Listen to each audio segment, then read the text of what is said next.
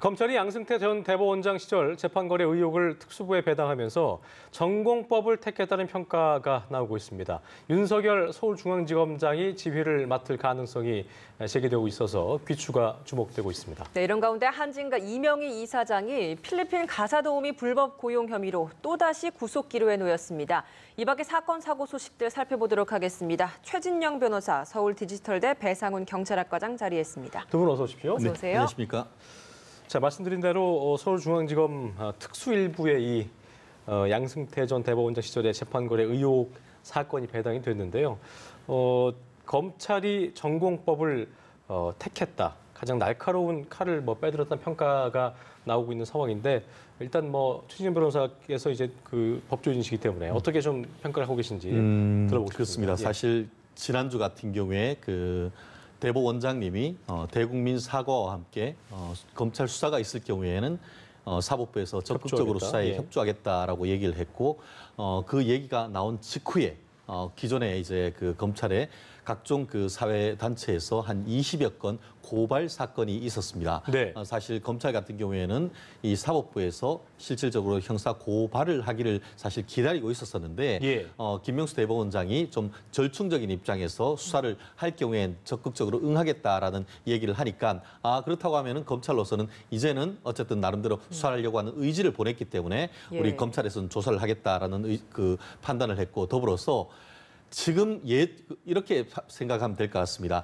지금은 그 대검 중수부가 없어졌습니다만 실질적으로 대검찰청 중앙수사부의 역할을 하는 것이 지금 서울중앙지방검찰청 특수일부입니다. 예. 우리나라 최고의 검사들이 모여 있는 것이고 그만큼 이 사건에 대한 어떤 검찰로서의 사건의 중요성 그리고 거기서 사회적 의미 같은 것들을 굉장히 그 중요시한다는 것을 보여주는 사건인 것 같은데요. 실질적으로 지금 특수일부 같은 경우에는 이 윤석열 중앙지검장이 실질적으로 지휘 감독하는 그런 어떤 부서기 때문에 예. 앞으로 이 부분에 있어서의 어떤 사건이 어느 정도로 어떻게 보면 수사의 결이 수사의 칼날이 갈 것인지에 대해서는 정말 그 관심을 갖고 지켜봐야 되는 상황인 네. 것 같습니다. 원칙대로 수사를 하겠다는 의지가 굉장히 많이 반영됐다라는 평가들이 많이 있던데 예. 일단은 서면 조사 그리고 법원 행정처가 제출한 자료를 토대로 조사를 하겠다라고 하고 있지만 원칙대로 조사를 하게 된다라고 한다면 어찌됐든 강제 수사 가능성도 좀 높아졌다라고 볼 수 있겠습니까? 그렇습니다. 말씀하신 것처럼 일단 그 수사를 할 때에 같은 경우에는 우리가 임의 수사와 강제 수사가 있습니다. 임의 수사란 것은 수사에 필요한 관련되는 그 물적 증거라든가 인적 증거를 임의로 제출받거나 임의로 출석시킨 것을 임의 수사라고 하는데 예. 실제 지금 이미 그 특별조사단에서 3개월 동안 그 조사를 했던 그 기록이 있고 더불어서 그 이전에 1차, 2차 조사했던 내역들이 있는데 그와 같은 관련되는 증거들을 이 고발된 사건에 아마 그 법원 행정처에서 임의로 제출할 가능성이 높아 보입니다. 그러면은 그 사건을 다 조사한 다음에 어떤 범죄의 혐의가 구체적으로 드러날 경우에는 지금 앵커께서 말씀하시는 것처럼 필요할 경우 법원 행정처에 대한 압수수색할 가능성이 있고 더불어서 그것에 더 나아가서 물적 증거뿐만 아니고 그때 관련되는 사람에 대한 한마디로 현직 판사 내지 전직 판사들에 대한 임의 소환 조사 더불어서 그 사이에 어떤 그 범죄 혐의가 소명되고 증거인멸이라든가 도주 의뢰가 있다라고 판단될 경우에는 정말 사법사상 초유로서 현직 판사에 대한 구속영장 청구까지도 아마 그 나름대로 수사의 경과에 따라 아마 예정을 하고 있는 것 같은데 예. 이 부분이 과연 어느 정도 선에서 있을지는 사실 아무도 지금 현재 그 단정적으로 얘기하지 못하는 그런 상황인 것 네, 같습니다. 근데 중요한 게 지금 압수수색을 한다고 하더라도 이게 법원에서의 허가가 있어야 되는 상황이기 때문에 그렇다면 과연 법원이 이걸 가만히 그냥 허용을 할 것이냐. 사실 지금 대법관 내에서도 이걸 받아들이지 않고 있는 입장도 많이 있기 때문에 검찰과 법원 사이의 내부 갈등도 좀 상당할 수밖에 없을 것 같거든요. 현실적으로 이제 그 하드디스크죠. 말하자면은 그 법원 행정처의 특정한 심의관이라든지 작성했다고 하는 컴퓨터의 하드디스크를 지금 상태에선 특별조사단에서 조사만 한 겁니다.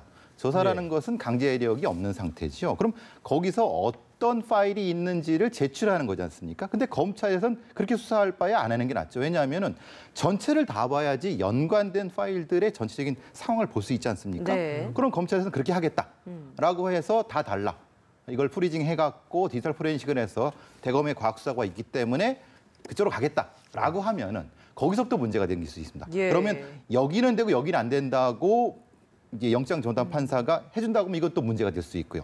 그걸 또 안 한다는 것도 더 웃깁니다. 왜냐하면 수사라는 걸 어디로 갈지를 예단한다는 것 자체가 더 웃기지 않습니까? 예. 이상하죠. 그러니까 지금 상황은 어쨌든 윤석열 서울지검장이 사실은 예전에 중수부장급, 그러니까 급은 고검장급 아니겠습니까? 그 위상으로 봐서는. 그러니까 에이스 중에 에이스를 이제 투입을 했는데 예. 거기까지 안 한다는 건 사실은 더 이 모양새가 더 이상할 수가 있습니다. 그러니까 그걸 여쭤보고 싶었는데 윤석열 서울지검장을 배정했다는 거는 그만큼 아까 얘기했던 대로 김명수 대법원장의 어떤 뭐 섭조도 있겠습니다만 얘기한 대로 그 이전에 특조단이 어떤 강제력도 없었고 또 지금 행정처가 이미 제출한다면은 솔직히 그 특조단 때에 좀 성연찮았던 그 조사와 뭐가 다를 게 있느냐는 비판이 나오고 있는 상황에서 윤석열 지검장을 배정했다는 거는 그만큼 좀 성역 없이 수사를 해보겠다는 의지를 뭐 보여주는 거라고 봐야 될지 아니면 실제 그렇게 할지도 궁금하더라고요. 예. 일단 그 문무일 검찰총장이 재판 거래 의혹에 대해서 진실을 규명하기 위해서 최선의 노력을 다하겠다라고 예. 얘기를 했고 실제로 그에 대한 의지의 표명으로 이 가장 이 그 특수수사에 대해서 이 전문성과 어떻게 보면 수사 역량이 있는 중앙지검의 특수 일부를 그 지정했다는 것 자체가 나름대로 검찰로서는 수사 의지를 분명히 밝힌 것은 틀림없습니다.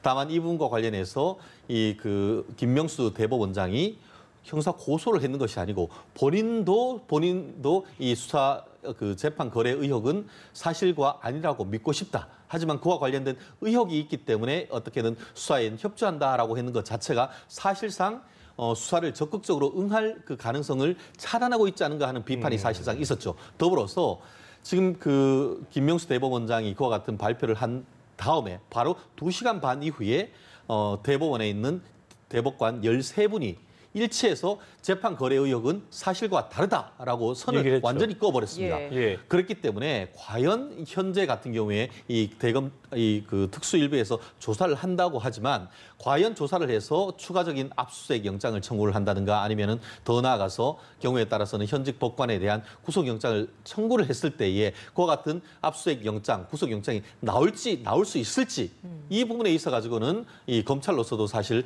이 부분에서 함부로 그렇게 그 신청하기가 쉽지가 않을 겁니다. 그렇기 때문에 검찰로서는 어느 정도 성과를 낼 수 있을지 아직은 본인들도 확신을 못한 그런 상황인 것 같은데 그렇기 때문에 이제 말씀드린 것처럼 현재는 수사를 했는 것이 아니고 조사를 했는 그런 단계이지만 그 압수수색을 비롯해서 강제 수사를 해서 추가적인 혐의가 나온다고 하면은 말씀드린 것처럼 이 그 수사가 급물살을 탈 가능성이 있습니다. 그렇지만 반면에 아까 말씀드린 것처럼 대법관 13명이 일치해서 이것은 사실과 다르다라고 했고 실제로 3달에 걸친 특조단 그 수사 결과 보고서 저도 193쪽 되는 것을 다 읽어봤습니다만 그러셨군요. 예. 그 범죄 혐의가 될 수 있는 것이 뭐 그 직권남용이라든가 아니면은 업무방해 이런 몇몇 개가 되는데 그것을 판사들이 열심히 조사했는 결과 이것이 형사적으로 죄가 되기는 어렵다라고 해서 관련자들에 대한 형사 조치는 취하지 않는다라고 사실상 실질적인 재판에 넘겨왔다 하더라도 판결을 할 판사들이 그와 같이 죄가 성립되지 않는다고 이미 결정을 내린 그런 사안이어서 과연 그와 같은 그 사법부의 판단과 다른 판단을 이 검찰에서 할 수 있을지 사실 그 국민들은 도대체 누구 말이 둘 다 그 어떻게 보면 우리나라 최고의 법률 엘리트 아닙니까? 근데 다른 얘기를 하고 있어서 누구 말이 맞는지 사실 어리둥절한 그런 상황이기도 한 것 같습니다. 어쨌든 윤 지검장이 만약에 맡게 된다면 가능성이 제기되고 있는 건데 그런다면 어쨌든 상징성은 있는 거잖아요, 그렇죠? 매우 상징성이 높죠. 실질적으로 우리나라 헌법 같은 경우에는 권력 분립, 상권 분립을 하고 있지 않습니까? 입법부, 행정부, 사법부인데 결국 독립된 사법부에 대해서 이 행정부의 일부인 그 검찰청에서 압수수색을 하고 구속영장까지도 한다? 사실 우리나라 사법 역사상 초유의 일들이 지금 벌어지고 있는 것입니다. 그러다 보니까 사건의 실체적 진실을 밝히는 것을 넘어서 이 그 사법부와 행정부 간에 어떻게 보면 나름대로의 어떤 알력이라든가 아니면 그 관계에 있어서의 서로 어떤 권력이 침해된다는 이런 논란이 있을 수 있는 부분이기 때문에 엄정하게 사실관계를 밝히려고 하는 어떤 선입견을 가지는 것도 어렵고 있는 그대로의 실체적 진실을 밝히려고 하는 그 노력이 되게 중요한 것이 아닌가 봅니다. 네, 알겠습니다. 네, 이번엔 주제를 좀 바꿔보도록 하겠습니다. 예. 한진과 이명희 이사장에 대한 이야기를 해볼 텐데요. 갑질에 따른 경찰 조사 후에 이번에는 불법 고용 혐의로 또 구속영장이 청구된 상황입니다. 이번에 받고 있는 혐의가 뭐 출입국관리법 위반인가요? 예, 그렇습니다. 필리핀 가사도우미라고 하는데요. 그러니까 출입국관리법 18조 3항에는 정당한 사증, 그러니까 어떤 그 허가를 받지 않고 가사도우미를 고용할 수가 없습니다. 그걸 D4를 가지고 한 건데 원래는 이제 재외동포, 우리가 쉽게 말하면 재중동포라 이런 사람들이라든가 아니면 결혼 이주민, 그러니까 D4와 D6, 그러니까 F4와 X6만 예. 가능한데 일반 연수생, 그러니까 이제 이제 공중파 탐사 프로그램 나온 것처럼. 그러니까 대한항공의 어떤 지점에서 필리핀 지점에서 일부의 필리핀 사람을 일반 연수생처럼 모아갖고 자기 집에 가서 도우미로 했다. 예. 사실 이 혐의가 지금 나오는 혐의 되겠습니다. 어쨌든 뭐 또다시 검찰이 구속영장을 청구한 거죠. 청구했기 때문에 이번에는 보니까 증거인멸 가능성이 제기가 좀 되고 있는 것 같더라고요. 어떻게 좀 볼 수 있을까요? 그렇습니다. 다가오는 6월 20일 오전 10시 반에 예. 이 영장 실질 심사가 있다라는 언론 보도를 봤는데요. 말씀드린 것처럼 출입국관리법 위반인 것 같습니다. 출입국관리법 위반에 뭐냐 하면은 아까 지금 교수님 말씀하신 것처럼 허위의 연수생 비자를 받아가지고 한국에 마치 대한항공의 연수생처럼 들어와서는 이명희 그 이사장의 자택에서 어떻게 보면 가사 도우미로 일을 했다라는 것인데요. 실질적으로 지금 그 취업 개시 신고나 이런 것들이 제대로 돼 있는지 이런 부분이 문제되는데 만약에 이것이 제대로 위반이 됐다고 하면은 3년 이하의 징역 또는 2천만 원 이하의 벌금에 처할 수 있는 비교적 그래도 중한 죄다라고 볼 수 있는 예. 그런 상황인 것 같습니다. 결국 이 부분에 있어 가지고는 지금 말씀하신 것처럼 필리핀에 있는 대한항공 지점이 사실상 이 허위 연수생의 총책 역할을 했다라고 하고 있고 더불어서 그와 같은 본인 특히 그 이명희 이사장 같은 경우에는 나는 그와 같은 것에 지시한 적이 없다라고 부인을 하고 있고 더불어서 수사 결과 이 대한항공과 관련돼서 조직적으로 그 부분에 대해서 은폐하려고 했는 정황 이런 부분을 수사기관으로서는 일부 발견했다라는 내용이 있는 것 같은데요. 예. 다만 아직까지는 그 수사기관에서의 주장인 것이고 마치 지난번 6월 1일 같은 경우에도 이미 그 이명희 전 이사장에 대해서 특수폭행, 업무방해 이런 것으로 고소를 했는 영장 실질 심사를 했는데 기각이 됐지 않습니까? 그렇죠. 그렇기 때문에 이번 같은 경우에도 어떤 예단을 가지기보다는 있는 그대로 얼마나 제대로 수사를 했는지 정말 지금 나오는 의혹대로 수사를 했고 그거에 대해서 증거를 충분히 어떻게 보면 마련했다고 하면은 이번에는 구속영장이 발부될 가능성이 있는데 만약에 그와 달리 또 이번에 또 영장이 기각돼 버린다고 하면은 지금까지 수사기관이 뭘 했냐 오히려 수사기관에 대해서 수사를 열심히 했는지에 대한 역풍이 불 수도 있기 때문에 아마 그 이명희 이사장 측도 그리고 또 수사기관에서도 지금 피할 수 없는 그런 일전이 벌어지는 상황인 것 같습니다. 근데 앞서서 이제 조현아 전 부사장도 같은 혐의로 출입국 당국 조사를 받았는데 조 전 부사장 같은 경우에는 구속영장 청구까지 가지 않았거든요. 뭐가 다른 겁니까? 아직까지 이 부분 같은 경우에는 그 출입국관리법 위반과 관련해서 이명희 이사장 같은 경우에는 평창동 자택입니다. 네. 그래서 어떻게 보면은 조 회장의 집이기도 하죠. 예. 그런 반면에 지금 그 조현아 부사장 같은 경우에는 또 본인의 집에서 어떤 이런 일이 벌어진 것 같은데 그 규모라든가 아니면은 기간이라든가 이런 부분에 있어서 그 수사기관의 판단은 오히려 지금 그 이명희 이사장이 그와 같은 그 불법 취업생을 사용했는 규모와 그 기간이 좀 더 크다. 그래서 대표적으로 이명희 이사장에 대해서 이와 같은 영장을 청구를 했는 것이 아닌가 싶고요. 주고받았던 이메일의 증거가 있어서 그런 좀 더 것도 구체적인 있나요? 증거가 있기 때문에 그런 네. 것 같은데 네. 거기 더불어서 규모도 규모도 있나 크고 보죠? 길기도 예. 하고 또 그리고 본인 같은 경우에는 그 이명희 이사장 같은 경우에는 본인이 지시한 적이 없다라고 해서 죄를 부인하는 반면에 지금 조현아 부사장 같은 경우에는 일부 적어도 그런 이 혐의에 대해서 일부 자백을 하고 있는 그런 예. 부분이 있기 때문에 두 사람의 그 수사의 결이 조금 다른 측면이 반영된 것 같습니다. 또 영장이 청구가 될 수 있고 아닐 수 있는 경우가 있다는 것을 좀 알게 됐고 일단 기본적으로 이게 만약에 아까 말씀하신 대로 수사 동력을 그러니까 만약에 또 기각된다면 검찰의 수사 동력이 확 꺾이게 되는 거고 또 이 이명 이사장만 또 연관되는 게 아니기 때문에 한진과 관련된 거에 있어서 좀 어떻게 보면 좀 그 스텝이 엇갈린 꼬이게 되는 게 아닌가 싶은 생각이 드는데 어떻게 좀 보고 계세요? 만약 그렇게 되면 지금도 이제 구속영장이 발부가 안 된다고 하면 더 이상 청구하는 것이 아니라 바로 이제 불구속 상태에서 기소 형태로 기소, 예. 가기 높겠죠. 근데 사안이 워낙 많습니다.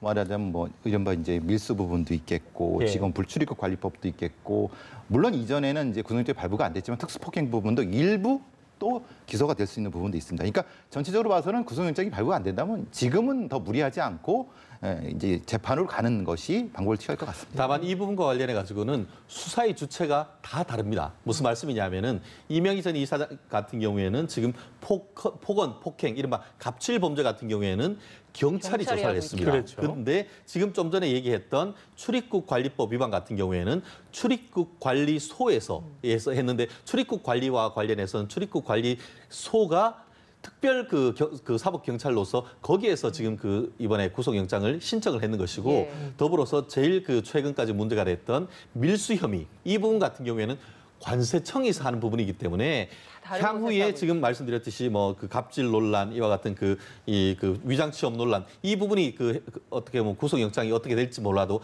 최종적으로 아직까지도 이 관세청에서 과연 추가적으로 수사를 해서 구속영장을 청구할지 그 부분이 아직 3라운드로서 남아 있다고 보입니다. 그렇겠네요. 네, 지금까지 뭐 밝혀진 혐의에 대해서 어떤 조사, 어떤 수사 결과가 나올까라는 것을 살펴봤는데 지금 까도 끝이 또 없다라는 나왔습니다. 생각이 예. 드는 게 또 다른 또 갑질 혐의가 나오고 있거든요. 조현아 전 부사장이 그 부사장의 본인의 남편을 수행했던 운전기사와 통화했던 내용이 운전기사가 2014년에 녹음을 했고 이게 지금 밝혀진 내용인데 뭐 내용을 들어보면 참 가관입니다. 남편 일정을 제대로 보고하지 않았다는 이유로 이 같은 폭언을 했다라고 하는데 뭐 아직까지는 이게 일방적인 공개이기 때문에 조현아 전 부사장이다라고 단정을 지어서 말씀드리기는 어렵습니다만 내용을 좀 살펴보면 하루아침에 잘릴 수 있다. 자신의 월급을 주는 사람이 박 원장이 아니라 즉 남편이 아니라 내가 주는 것이다라는 이야기를 하면서 막 굉장히 많은 폭언들을 쏟아내고 있는데 그렇습니다. 어머니도 있었고 그리고 여동생도 있었는데 지금 조현아 전 부사장까지 나오는 걸 보면 참 수습이 좀 불가능한 상황이 아닌가라는 생각도 드는데요. 근데 이제 규모 자체는 이제 상당히 충격적인 내용이지만 예. 법적으로 어떻게 재단할까의 부분은 좀 다른 항상 부분인 것 그래 왔었죠. 예, 왜냐하면 이것이 폭언은 맞습니다. 그러니까 내가 널 자를 수 있어. 쉽게 말하면 그런 거지 않습니까? 근데 그것을 법으로 어떻게 재단할 것인가? 그것도 그것이 구속 요건에 들어갈 것이냐? 또 처벌 요건에 들어갈 건 또 다른 문제. 씁쓸한 부분이네요. 그래서 사실 예. 씁쓸하죠. 근데 이제 전체적으로 봤을 때 이분들의 어떤 이 전체적인 행태의 맥락을 보는 과정에서 다른 죄에 어떤 추가될 수 있는 이런 부분은 분명한 것 같습니다. 보니까 또 이 녹취록하면 조현민 전 전무가 굉장히 또 이 사건에 촉발했던 그런 상황이었는데 그렇다면 이제 그 배 교수님 말씀하신 대로 국민적 공분은 이룰 수 있지만 법적으로 따져봤을 때는 이것도 어떤 큰 문제가 법적으로는 또 애매할 수 있다는 거라고 볼 수 있어야 그렇습니다. 되나요? 실질적으로 그 뭐 죄형 법정주의고 이 분들 같은 경우에도 대한민국의 헌법 범위 내에 있는 국민들이다 보니까 예. 우리가 공분을 사는 것은 맞습니다. 그렇지만 그것이 법적으로 재단을 했을 때는 이른바 갑질죄 이런 건 없던 것이죠. 그것이 폭언이나 폭행이나 명예훼손 이런 부분이 되는데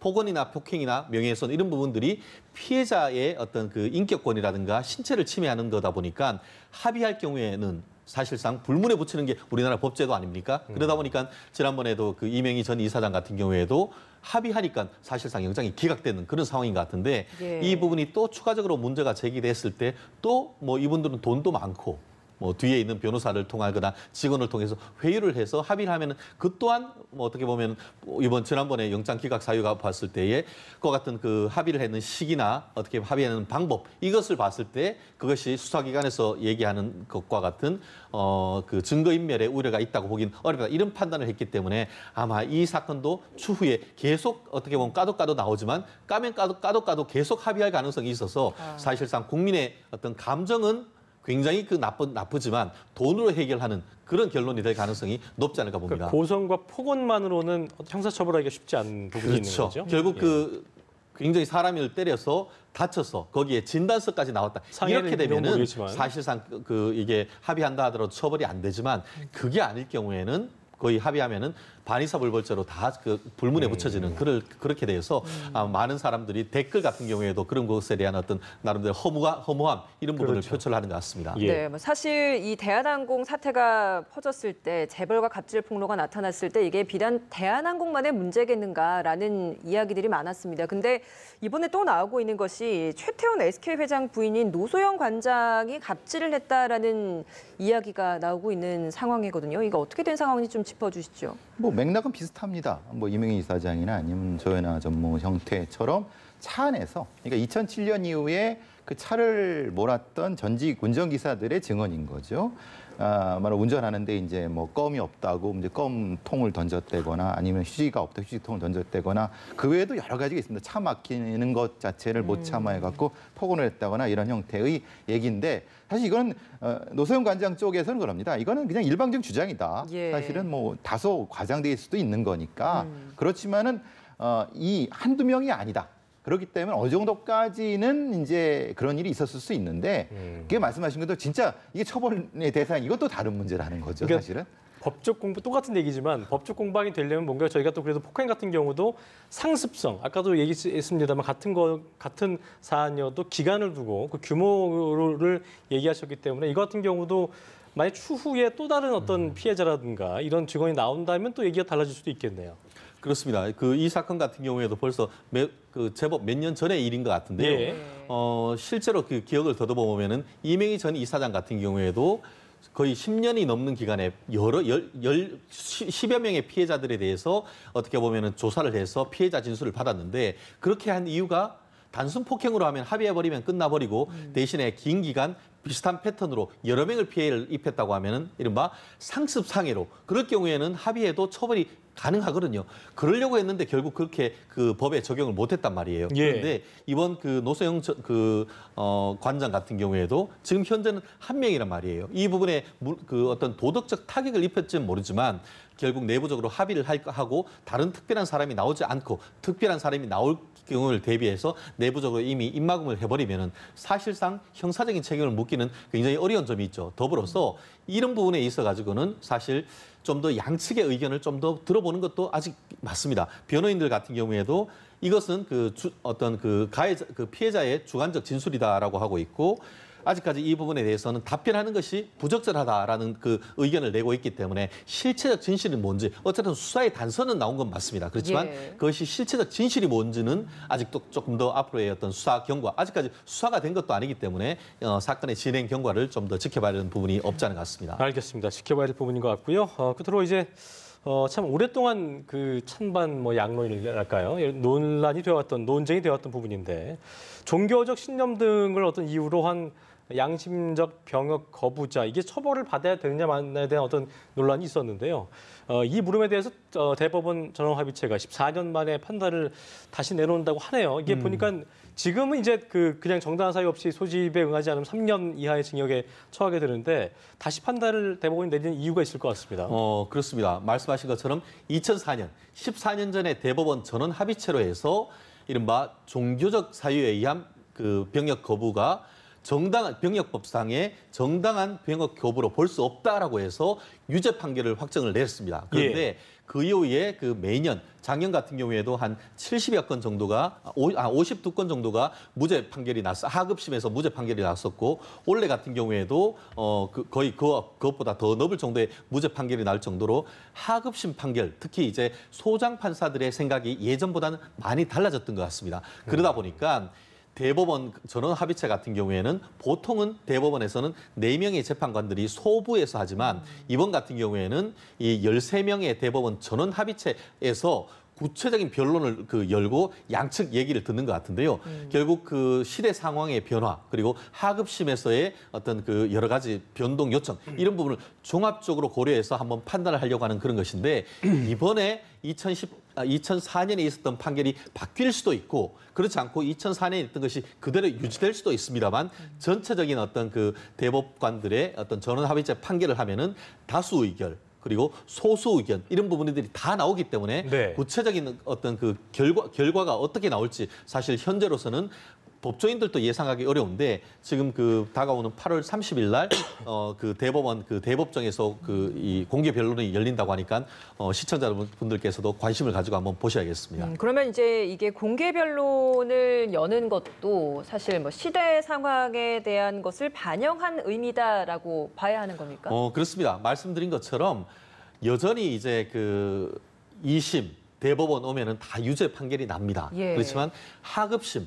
1심 법원 단계 같은 경우에는 특히 이 병역법 위반 사건 같은 경우에는 재판장님이 뭐 세 분이 하는 것이 아니고 한 분 단독 판사님이 보통 하는 것 같은데요. 그런 사건 같은 경우에 어떻게 보면 개인적인 어떤 그 신념 이런 부분이 좀 겹치면서 예. 하급심에서 경우에 따라서는 유죄 판결하는 재판부가 있고 무죄 판결하는 재판부가 있어서 예전에 비해서 굉장히 그 무죄 판결이 많이 증가하는 가운데에서 대법원에서 반드시 이 부분에 대해서는 이 시점에서 한번 정리할 필요성을 분명히 느낀 것 같습니다. 그렇기 예. 때문에 하급심에서 이와 같은 변동의 어떤 의지를 받아들일 것인지 아니면은 우리나라에 여전히 어떻게 보면은 화해무드라 한다 하더라도 남북이 그 분단된 상황 속에서 안보 중에 가장 핵심이 병역 의무이기 때문에 병역 의무를 좀 더 강조를 해서 이와 같은 것을 아직까지 인정하지 않을 것인지 이 부분에 있어서는 지금 13분의 대법관님들의 어떤 의중에 달렸다 이렇게 볼 수 있을 것 네, 같습니다. 8월 30일 공개 변론을 잘 지켜봐야 될 것 같은데 마지막으로 교수님께서는 좀 어떻게 전망을 하고 계십니까? 그러니까 쟁점이 두 개입니다. 아까 말씀하신 변호사님 말씀하신 그 자체에 대한 문제도 있고요. 병역법 88조 2항 부분은 이게 자유형 하나밖에 없습니다. 그러니까 예. 3년 이하의 징역인데 보통 다른 죄는 몇 년 이하의 징역 또는 벌금 얼마가 있습니다. 이거는 벌금이 없거든요. 그래서 이 헌법재판소 쪽에서도 그런 겁니다. 이거 자체를 위헌으로 내릴 수도 있지만은 거기다가 법을 좀 바꿔라. 그러니까 벌금형 같은 걸 좀 더 부과한다고 하면은 지금처럼 일상적으로 다 실형을 부과하는 것만큼의 다른 어떤 형태의 선택의 입지가 있을 수 있지 않느냐라는 예. 쪽도 쟁점이 하나입니다. 그러니까 좀 바뀔 수 소지가 많은 어떤 하급심에서는 그런 부분이 분명히 이게 존재하거든요. 또 벌금형으로 되면 또 이제 또 논란의 소지가 있을 수도 있을 텐데 한번 지켜봐야 되는 부분인 것 같습니다. 8월 30일이니까요. 관심을 갖고 지켜보겠습니다. 지금까지 두 분과 함께했습니다. 오늘 말씀 고맙습니다. 고맙습니다.